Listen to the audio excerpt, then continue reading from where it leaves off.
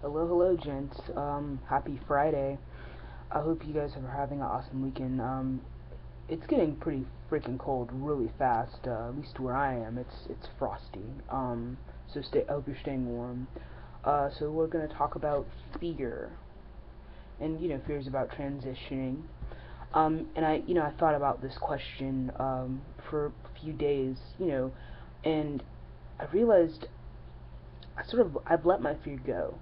And I mean, in the last month or so, things have changed for me dramatically.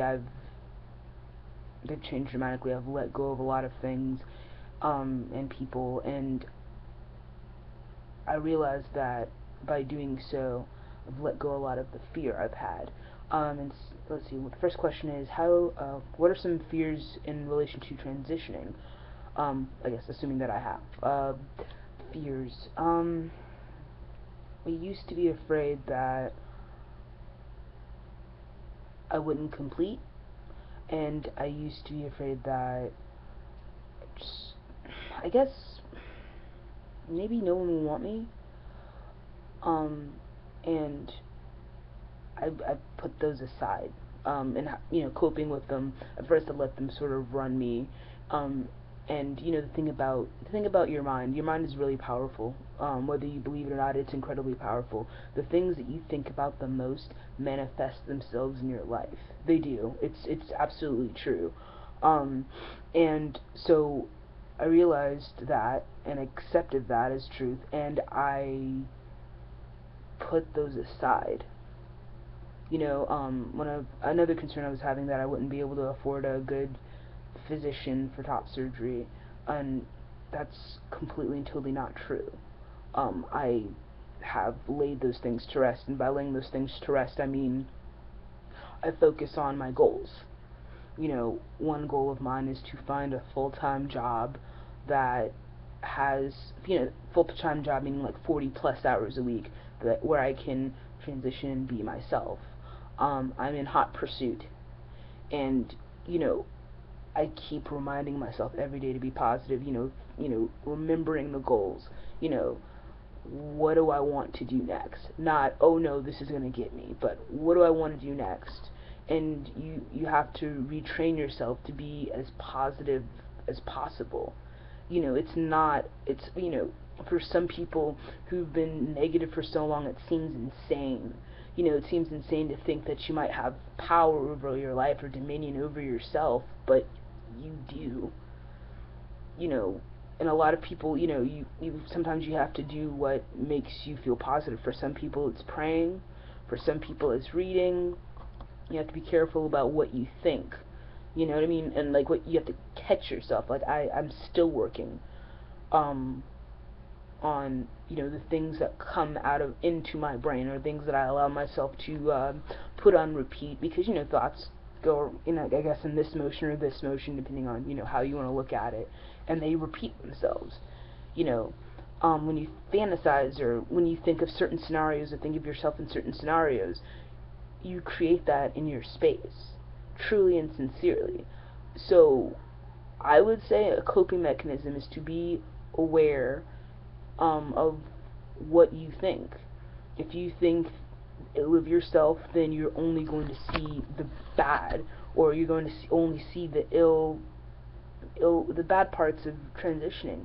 Like, if one of your concerns is, oh, who's going to be with me, who's going to be with me, then maybe that right person may end up walking in the other direction, or you won't see the right person because all you can think is that there's something wrong with you. I think that one of my suggestions, and one of the things I've had to do, is say, listen, there's nothing wrong with me. I'm not crazy. I have things that I have to deal with, just like everybody else, just like cisgendered people, just like everybody else, gay, straight, bi, red, pink, blue, aquamarine, whatever. Anybody, everybody has issues. Um, and the best way I can help myself, and the best way for me to and the way that I've overcome those fears, is to oust them from my mind. Don't think about them. Don't let them control you. Fear is and fear and negativity are like an infection of the mind, truly and sincerely. So like, I think, you have to be careful who you let in your circle. And my parents used to tell me that, and I'm thinking, what are you talking about? Like, you know, but you're only as good as the worst, I put quotes on that, worst person in your social circle. You know, for some people it's a fear of being alone. I don't, I'm I feel like you should cope with that the same way that you cope with any other fear. Let it go.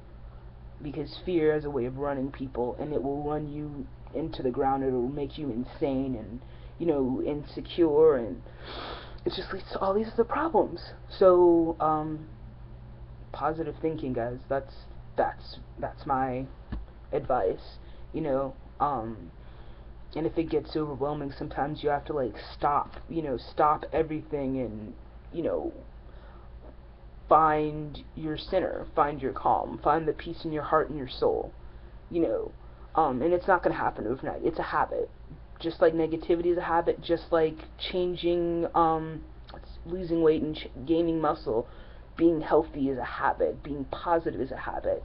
And there's always people around who want to tell you, no, you're wrong, no, you're crazy, you're just, there's something wrong with you, and all you have to do is find confidence within yourself.